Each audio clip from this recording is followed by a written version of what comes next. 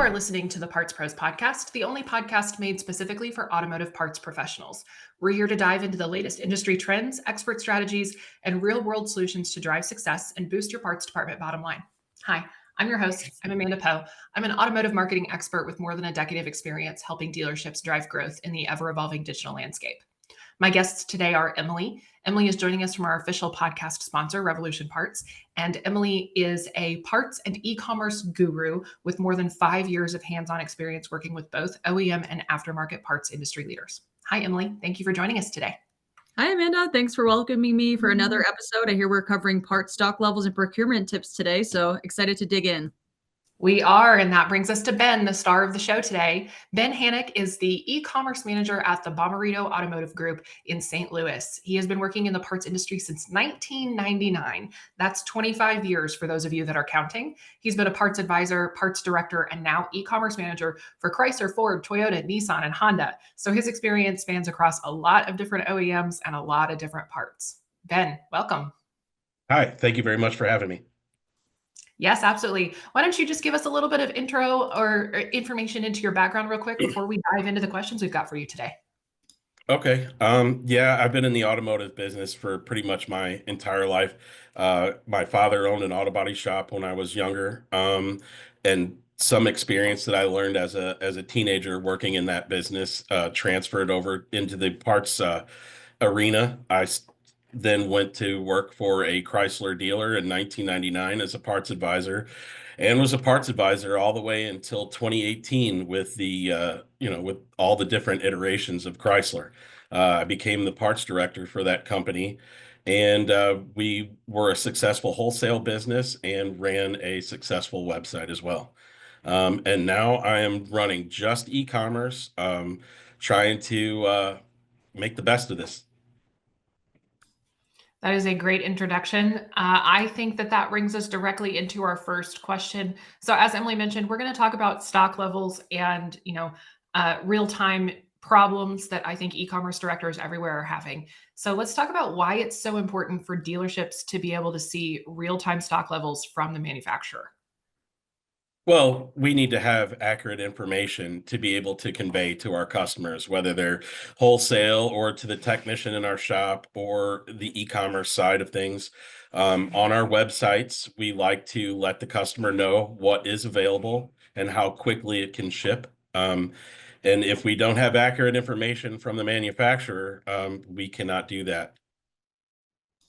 So that's I actually experienced that issue recently with an online store for a dealership in my area. I'm not going to say specifically what dealership it is because I don't want to call them out. But I needed to order a coolant tank for my Jeep. It had cracked, I guess, Texas summer heat, right? And so it had cracked. I needed to order a coolant tank. I ordered it from their website and almost immediately got an email from them that it was out of stock and they had no idea when it was going to be delivered. Let's talk about like that situation. The stock levels on the website are not correct. People are buying them anyway. And now you've got a customer and an employee that are both kind of scrambling to try to figure out what the issue is. Have you dealt with a situation like that? And what's your advice to a dealership that may be dealing with incorrect stock levels on the website as well as from the manufacturer? Okay, so there's one thing that these manufacturers, they're not really great about sharing their file of what they have in stock. Now, some manufacturers play nice and they offer it up, and other manufacturers don't. And you have to find the person that can get you the file, and it comes in an Excel file and has to be uploaded to your website on a regular basis.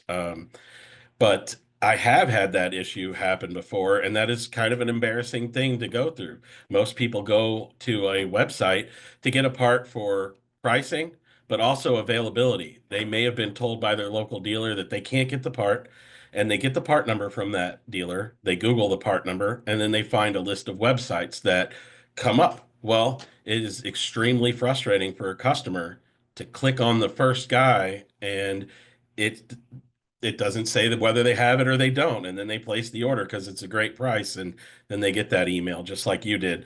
Um, just staying on top of what your information and what your inventory stocking levels are is going to get you the sale in the end and make the customer happy. And ultimately, they'll come back. Yeah, I think that's something that we've talked about with a lot of our guests is it's all about customer experience, right? The It better is the customer absolutely. experience, the more likely they are to return. That's the reason why companies like Amazon are still in business is they provide a great customer experience. That is correct. All Yes. right. So let's talk about having accurate stock data on the website and how it helps the actual parts department. How does accurate website information affect the parts department every single day? Well, every day we have to, we have to box and ship these parts to the customer. If we know that when we are working on an order that that part is on our shelf, we feel a lot better about the wholesale from beginning to end. That way, we don't have to fight very hard to go find the part for the customer. Now, we do have the ability to see into the locator for our particular brand, and we have the option to buy parts from other dealers that are in our area or not too far if the price to get that part makes sense. So what we would do is we would fight real hard for the customer and buy that part anywhere we can. There's that great customer experience again. So speaking of fighting, I think that the shipping aspect of the selling parts is really important. You're selling parts online, you've got to get those parts to the customer. What's that fight look like? Well, unfortunately, to ship to a customer, they don't want to pay an insane amount of money for shipping. UPS, FedEx, and other carriers of that sort, their pricing is much more expensive than the United States Postal Service. We are dealing with an issue with the United States Postal Service. While they may be the cheapest way to go, they are not the most reliable shipping partner. So then we have to get a little bit creative. We have to talk to our reps at FedEx, UPS, or whatever carrier it is that you would want that has great customer service but higher rates. And we negotiate with them so we could get a better rate and we could pass that on to the customer. And do you communicate that information with your customers? Like kind of like what Amazon does, where, hey, I can get it to you really, really fast, but the box might be damaged. I'm not certain they're going to take good care of it. Or I can take a little bit longer and make sure that we take a little bit more care. Are those communications that you usually have with the customer when they order parts from you guys? Yeah, we actually do. We reach out to customers that have that sensitive item, something electronic, something very expensive, maybe a part for a transmission, something that will more than likely get damaged during shipping. We'll reach out to the customer and say, okay, the option was a cheap option, but we can make sure it arrives to you safely. And it may be a little bit more expensive, but I think you'd have better peace of mind that you wouldn't have to mess around with the return process. And that's also better for you, right? Because then you don't have to deal with the insurance claims with USPS. You don't have to deal with people sending their parts back. Now you have to order another one. I mean, we just went through this not that long ago with a radiator. We ordered a whole radiator and it got shipped to us, and the box was dented and there was a giant hole in it. And anybody that knows a thing or two about cars knows that a radiator with a giant hole in it's not going to do much good. So we had to deal with the whole return part process, and then we had to buy a new one. And meanwhile, the car is down the entire time because we don't have a radiator. So I would imagine that for you as the dealer, as well as for the customer, having that conversation with the customer provides better experience on both ends. Yes, and also with the customer, you mentioned with the vehicle being down. So what has to happen when you have a return? Is the provider of that part, do they have to ship that part without getting the other one back? They don't know if somebody's fibbing or whatever. So then what is the option? Your car sits down while you ship the damaged part back and then you get the new one back, or do you spend more money and place another order and have that done? We kind of get around that. We have shipping insurance built in with a company called Extend. It's built into the sale of the part, and it's for everyone, and it's a very easy process to follow to get you basically get an e-debit card, an electronic debit card to reuse on the website, so you could get your part coming before having to send your part back.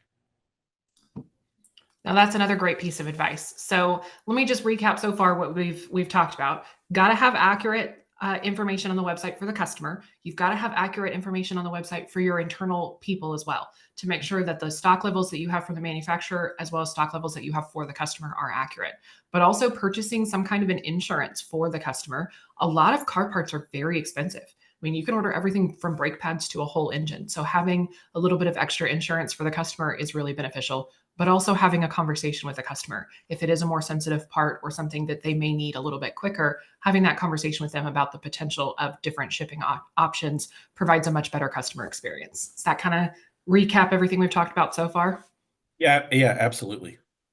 Okay, then let's get into a completely different conversation. What kind of problems are you having when the stock map that you have on your website doesn't match what's with the manufacturer?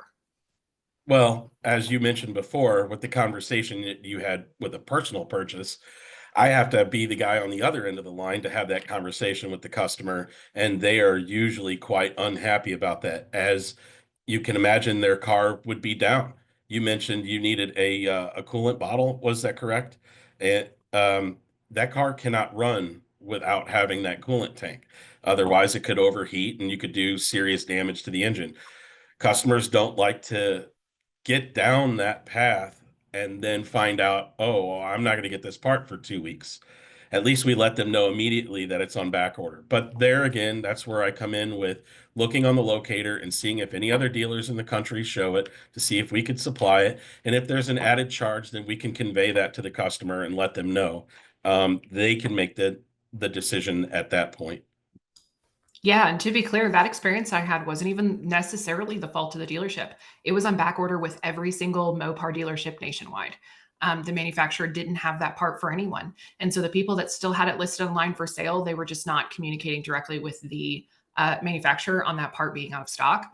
I ended up having to buy an aftermarket one, which that's a whole different story. It was I think a $30 part from Mopar that I paid almost $100 for aftermarket because I had to have it.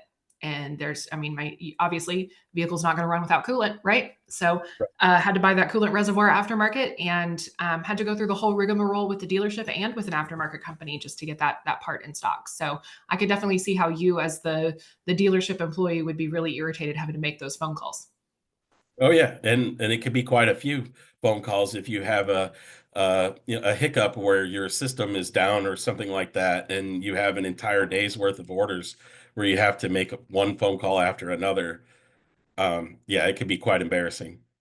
So Ben, I've heard that you're kind of a wizard at parts procurement. Can you give some tips to dealerships on, how to procure parts when you don't have them in stock?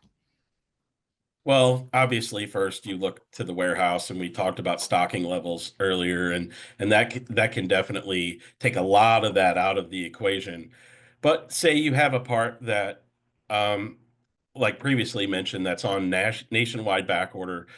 it You just have to have the willingness to continue to call everyone that's on the locator until you find someone that's like, yeah, cool, I'll sell that to you. It may be cost plus 10%, or it could even be more than that, but that part is more important to fix that customer's car than the whole price situation. And you also have to not be afraid to use a credit card to pay that dealership or whatever form of payment that they're accepting to make that happen for that customer.